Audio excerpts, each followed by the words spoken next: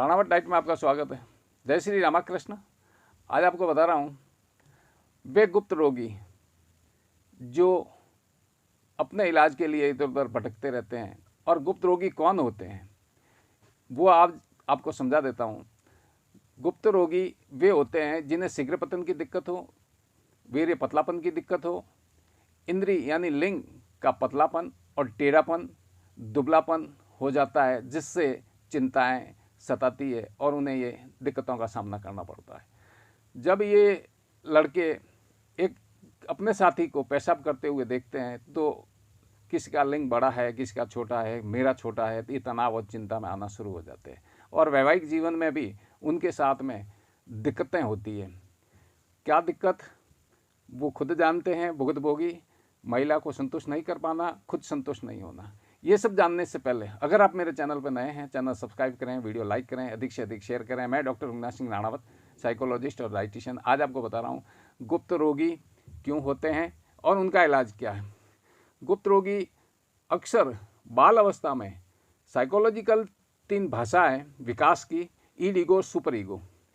ईड का अर्थ होता है अहम, इदम, अहम, परहम। तो इदम में क्या होता है, व्यक्ति कोई भी कार्य करता है, मौज मस्ती आनंद आता है। परिणाम क्या होगा उसके बारे में पता नहीं है। जैसे कोई भी बीड़ी, सिगरेट, गांजा, चरस, भांग पीता है, उसके परिणाम क्या होंगे उन्हें पता नहीं होता है। ये बालक बुद्धि होती है। बालक बुद्धि के अंदर उन्हें इन दिक्कतों का सामना करना पड़ता है। तब वो मौज मस्ती और परिणाम का पता नहीं होना, वैसे ही हंस-मैथुन के अंदर होता है। 12 साल से 14 साल की आयु के बीच में ये लोग हंस-मैथुन सीख लेते हैं गलत प्रेरणाओं की वजह से, और फिर उन्हें लगता है कि हमें आनंद आ रहा है, मौज आ रही है, एकांत प्रिय हो जाते हैं। फिर ये एकांत में जाते हैं और इनकी हर एक्टिविटी तीव्र गति की हो जाती है। और जब शरीर बनने के दिन होते हैं उस समय लीवर बन रहा होता है, उस समय यकृत जिसको लीवर कहा जाता है, उसी प्रकार से फेफड़े हैं आते हैं, शरीर के अंदरूनी भाग गुर्दे हैं, ये सब विकास के दिन होते हैं। उन्हें प्रोटीन एब्जॉर्ब के जो दिन होते हैं, पचाने के दिन होते हैं, उस समय ये खाया पिया उनके अंग नहीं लगता है और ये विनाश पहले कर लेते हैं। तब उन्हें एकांत में रहने से उन्हें डर भी होता है, चिंता भी होती है। और ये जब सुलभ मिलने वाला हंस-मैथुन हर कहीं पे भी ये कर लेते हैं, दिन रात, लैट्रिन बाथरूम कहीं पे भी, तब उन्हें ये पता नहीं होता है कि हमारे साथ में वैवाहिक जीवन कैसा खराब होगा। उस समय लिंग को एक योनि मिलती है, वो फूल जैसी कोमल होती है और हाथ होता है वो एक हथौड़े के रूप में होता है। वो उसकी मार सहन नहीं कर सकता, तो उसके अंदर जो प्रोटीन के स्तर बनने चाहिए वो नहीं बन पाते हैं और उसका विकास रुक जाता है। तब उन्हें हीनता आ जाती है कि मेरा लिंग छोटा है। कंपैरिजन करते हैं, देखते हैं कई अपने साथी लड़कों से कि उसका लिंग बड़ा और मेरा छोटा है। फिर वैवाहिक जीवन में भी वो दिक्कतें निरंतर रहती है और एक बार जो गलती होती है वो गलतियां निरंतर होती रहती है। ऐसे बहुत सारे व्यक्ति भी मिले मुझे जो शादीशुदा होते हुए भी हंस-मैथुन करते हैं, क्योंकि उन्हें एक लत पड़ गई, एक आदत पड़ गई है और उसमें दिक्कत ये होती है वो शीघ्र पतन के शिकार हो जाते हैं। तो काफ़ी लोगों को मैं समझाता भी हूँ कि वो कहते हैं ऐसा क्यों होता है, वीर्य पतला क्यों होता है। ये दिमागी उपज होती है और दिमाग से शरीर के अंदर पूरे शरीर का संचालन होता है, तब वीर्य गर्म हो जाता है। और जब गर्म होगा तो आप देख लीजिए, ठंडा घी और गर्म घी में बहुत अंतर होता है। ठंडा घी देरी से निकलेगा, उसको गर्म करना पड़ेगा, और गर्म घी जल्दी निकल जाएगा। ठीक वैसे ही जो उष्ण वीर्य है वो जल्दी निकल जाएगा, और शीत वीर्य है उसको गर्म करने के बाद निकाला जाता है, रगड़ के बाद निकलता है। पर ये ज्ञान नहीं होता है और वो वहाँ पे उन्हें डर होता है। काफ़ी लोग ऐसे होते हैं जो सुहाग रात के दिन अपनी सुहाग रात में ढंग से मैथुन नहीं कर पाने से अपने आप में हीन भावना आ जाती है।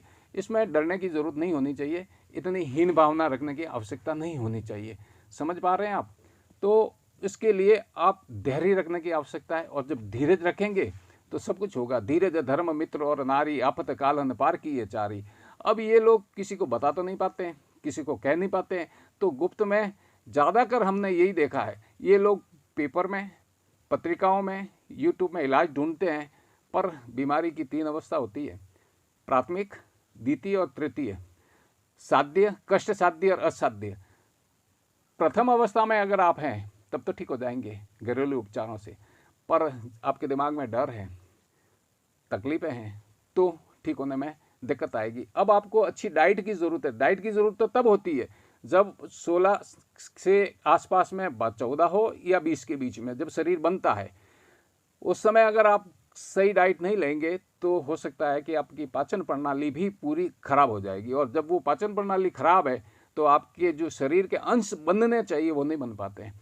तो भारतीय भोजन में वर्णन अलग तरीके से है, मॉडर्न भोजन अलग तरीके से वर्णन किया हुआ है। Nutritive value, protein, calcium, iron जो दी जाती है, पर आपको प्रोटीन के रूप में दालें बताई जाती है, पर मूंग की दाल और चने की दाल में बहुत अंतर है। मूंग की दाल जल्दी पच जाएगी और चने की दाल देरी से पचेगी। तो इस प्रकार से आपके पाचन शक्ति को मध्य रखते हुए उन चीज़ों को दिया जाएगा।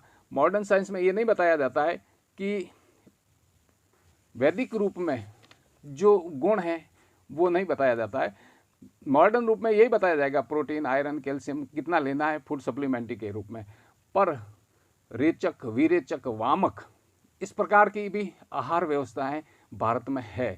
जो स्त्री के लिए दूध बढ़ने वाले आहार कौन से हैं, वीर्य बढ़ने वाले आहार कौन से हैं, शरीर को उत्तेजना देने वाले आहार कौन से हैं, तो वो आहार व्यवस्था भी आपको एक अच्छी डाइटिशियन से लेनी पड़ेगी। जब तक आप आहार व्यवस्था नहीं लेंगे तब तक आपके शरीर के अंदर वीर्य की पुष्टता, बल नहीं आएगा।